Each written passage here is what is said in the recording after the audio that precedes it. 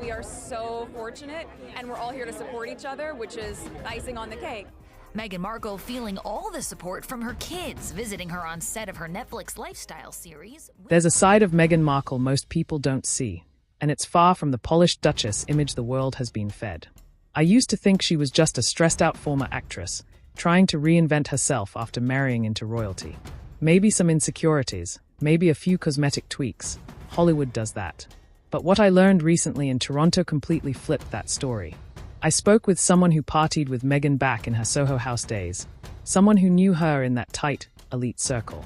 And what they revealed was shocking. This wasn't casual drinks.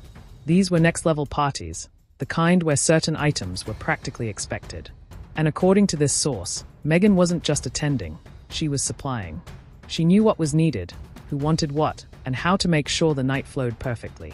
Weed was just the surface-level fun. The real buzz? Allegedly, cocaine. Yes, cocaine. Meghan Markle, the future Duchess, allegedly managing supply and indulging herself. The story gets even wilder. In 2016, right when Prince Harry flew into Toronto to see her, things supposedly went sideways during one of these nights. Someone close to the scene claimed Meghan was caught trying to score for herself, Harry, and even Princess Eugenie. If true, this isn't just a wild tabloid tale. It's royal scandal territory. It also reframes the infamous Jamaica wedding trip with Trevor Ingleson. That story about her rolling up over 100 joints for guests. Suddenly, it looks less quirky, more like part of a lifestyle. Friends say she wasn't just the life of the party, she was the party. Then there's the nose.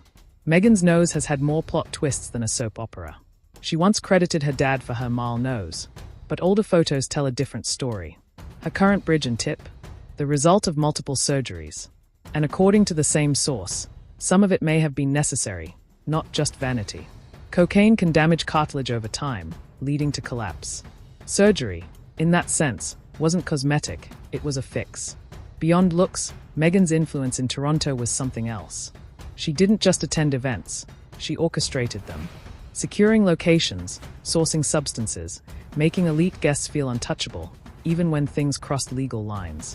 One insider described her as living multiple lives simultaneously. The friend, the actress, the girlfriend of Harry, and the Soho House impresario. Each version perfectly compartmentalized. And that brings us to Harry. Not tamed, not reformed, but someone Meghan could match night for night. She didn't just keep up with his wild side. She led it, creating a bond built on indulgence, secrecy, and thrill. In certain circles, that kind of trust and complicity is powerful, a way to cement alliances when the rest of the world is watching. Over time, Meghan mastered narrative control. Publicly, she was the actress turned royal, glamorous mother, humanitarian. Privately, a woman constantly rewriting her past, replacing old friends, hiding old habits, and engineering a new identity.